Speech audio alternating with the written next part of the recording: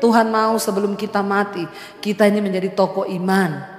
Minimal bagi anak, istri, bagi suami kita, bagi keluarga kita. Supaya ketika orang melihat hidupmu, mereka berkata, wow, dia itu disertai Tuhan.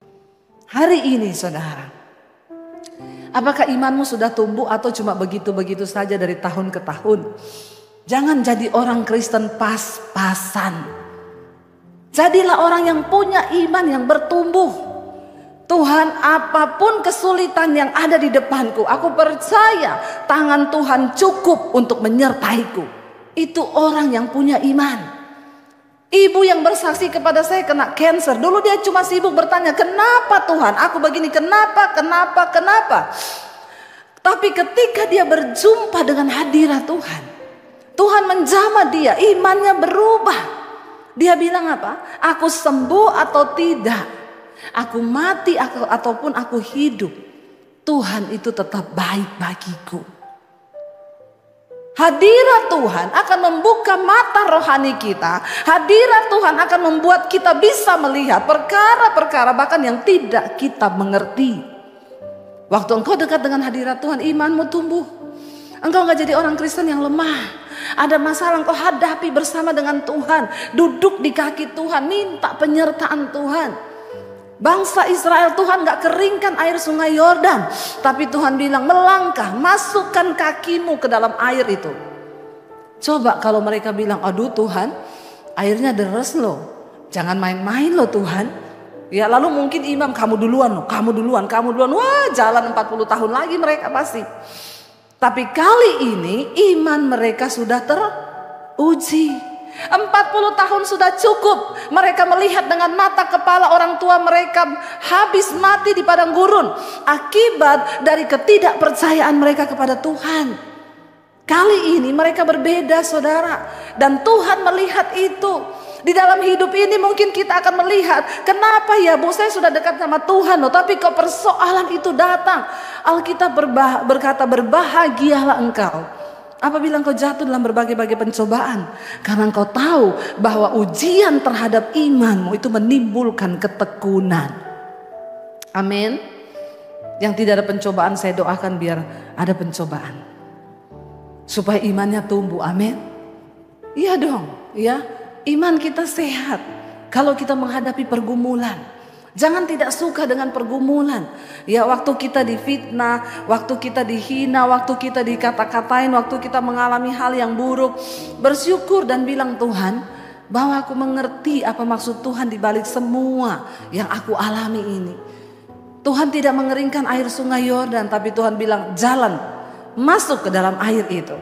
Dan apa yang dilakukan saudara? Bagaimana saudara kita bisa yakin bahwa Tuhan itu ada di tengah-tengah kita. Waktu kita punya persoalan dan Tuhan turut bekerja untuk menyelesaikannya.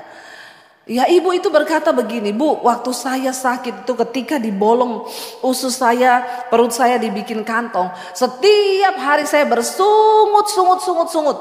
Dan itu rasanya semakin sakit, Bu. Sampai dia bilang sama suaminya, saya minta dokter untuk suntik mati aku.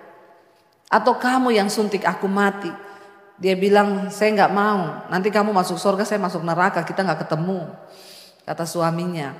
Karena sudah tidak kuat dengan penderitaan. Tapi ketika dia berjumpa dengan hadirat Tuhan, dia berdoa, Tuhan, aku tidak mau ada sungut-sungut keluar dari mulutku. Aku mau bersyukur kepada Tuhan. Lalu dia bilang begini, Bu, tahu gak? Saya masih kesakitan loh, Bu. Saya masih sakit dan belum sembuh. Tapi ada damai sejahtera itu di hidup, di hati saya. Saya bilang itu Tuhan. Apa kunci, apa ciri, apa sinyal bahwa Tuhan itu masih ada dalam hidup kita. Waktu engkau hidup dalam damai sejahtera. Suami istri hidup damai sejahtera. Anak-anak hidup dalam damai sejahtera. Itu tanda Tuhan ada di dalam hidup kita. Lalu akhirnya saudara Yosua berkata, kamu akan tahu bahwa Tuhan Allah yang hidup itu ada di tengah-tengah bangsa Israel. Lalu ayat yang ke-11, sesungguhnya tabut perjanjian Tuhan semesta bumi berjalan menyeberang di depan kamu masuk ke sungai Yordan.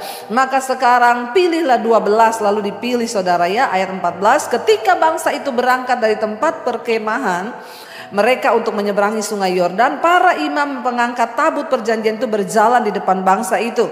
Segera sesudah para pengangkat tabut itu ya masuk ke sungai Yordan, para imam, memang imam ini harus lebih dulu ya diuji. Jadi imam ini punya iman apa enggak? Jangan ngomong imam tapi enggak punya iman. Makanya imam yang harus masuk duluan. Ya, jadi jemaat lihat dari belakang. Ini imamnya tenggelam enggak ya? Hanyut enggak ya? Kalau imamnya hanyut dan tenggelam maka jemaat lari kocar-kacir. Begitulah jemaat, ya enggak? Ya kalau imamnya tenggelam boro-boro ditolong, yang ada diteriakin. Enggak punya iman gitu ya, tapi jemaat di sini tidak. Amin. Insya Allah. Ya. Lalu dikatakan saudara, ya segera sesudah para pengangkat tabut itu sampai ke sungai Yordan, dan para imam pengangkat tabut itu mencelupkan kakinya ke dalam air di tepi sungai itu. Sungai Yordan itu sebak sampai meluap sepanjang tepinya selama musim menuai. Maka berhentilah air itu mengalir. Air yang turun dari hulu melonjak menjadi bendungan jauh sekali di dekat Adam, kota yang terletak di sebelah Sartan. Sedang air yang turun ke laut Araba, yakni ke laut Asin, terputus sama sekali. Lalu menyeberanglah bangsa itu di tentangan Yeriko. Wow, enggak saudara? Saya berharap kita ini membaca ini sambil wow, jangan gini, itu dongeng bu. Ada orang Kristen yang menganggap cerita Alkitab itu dongeng loh. Ya, emang benar itu? Kira-kira benar nggak ya? Ada nggak yang tahu? Waktu engkau berpaling kepada Allah, percayalah bahwa Allah itu ada dan Dia hidup. Nggak usah tawar-menawar, apa yang Alkitab tulis itu benar-benar terjadi. Sejarahnya, tempatnya, saudara yang pernah ke sungai Yordan, saudara pernah lihat, tapi kan sekarang juga ukurannya tidak seperti yang dulu ya. Sudah menyusut saudara. Lalu berhenti air itu, tetapi para imam pengangkat tabut perjanjian Tuhan itu tetap berdiri di tanah yang kering di tengah-tengah sungai Yordan, sedang seluruh bangsa Israel menyeberang di tanah yang kering sampai seluruh bangsa itu selesai menyeberangi sungai Yordan. 2 juta orang dibawa menyeberang sungai.